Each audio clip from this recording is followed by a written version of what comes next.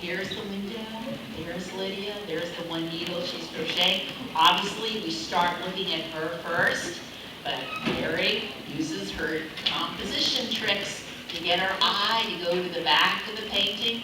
How does she do that? What do you think she did to get her eye to travel back there? Person in the dark t-shirt, yes. An arrow of the bushes, right.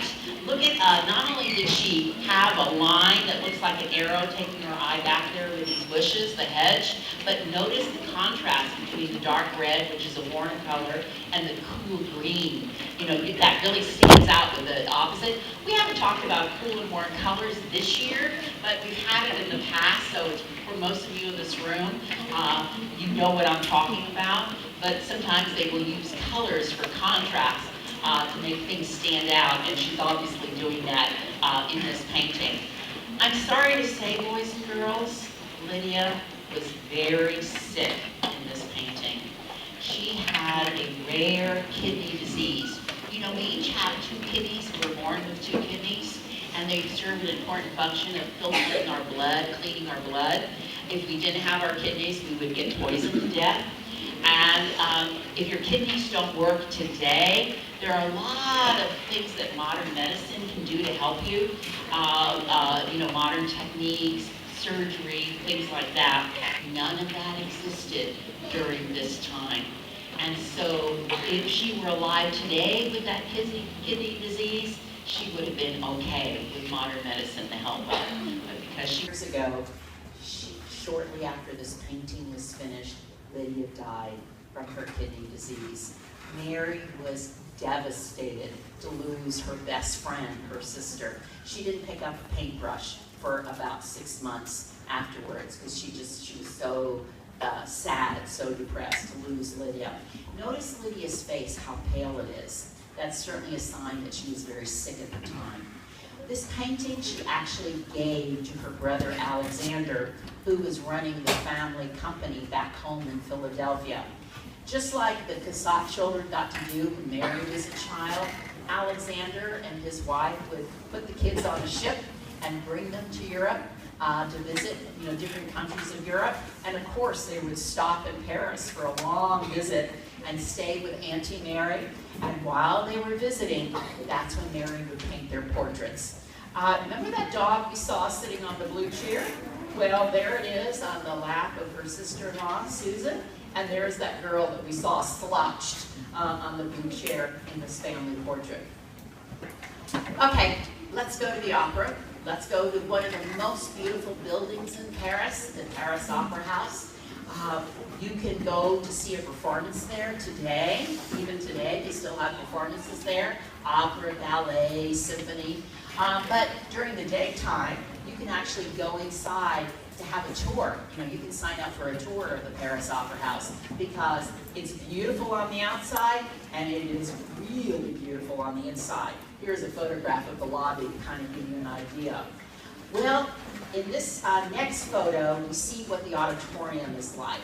And it's got rows of balconies. You know, it's very interesting how thinking was back then. Back then, you would, these were the cheap seats, and these were the expensive seats, the balcony boxes. You would rent a box for the whole season. So the wealthy families would each have their own box and sit there all season long for the opera, for the ballet, whatever the art performance they were watching. Today thinking's a little different. Today, the orchestra seats, like where you're seated right now, are the expensive seats in a theater, and the balcony seats are usually the cheaper ones. But it was reverse thinking back then. So you can see the different levels of the balcony. If you are up on the balcony, you probably would have opera glasses looking down at the stage. Well, let's look at her painting at the Opera House. Here's a lady with her little opera glasses. Is she looking at the stage? No. You know why? Because she's way up high. She would be looking down. Her opera glasses would be turned down, looking down at the stage. No, she's looking across at another balcony because it was sort of like a semicircle, a half circle. So, you know, you could be sitting here and you could look across at somebody over here at their balcony box. This was Mary's way of saying that people spent more time looking at each other than they did at the performance, because she stuck something else in there. Can you see the person who's looking at her? There he is.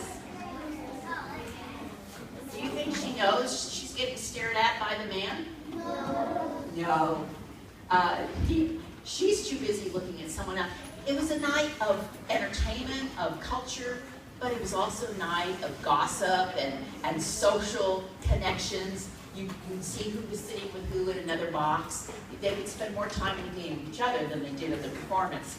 And this was Mary's way of kind of poking fun at that in this funny painting, with a man sneaking a look at the woman and he didn't even know it, and she didn't even know it. Most of the paintings you've seen today so far have been oil paintings. This is how she learned, this is how she started, and became very good at it. Oil paints, of course, you put them on a palette and mix new shades, new colors, and then, of course, you add it to your painting.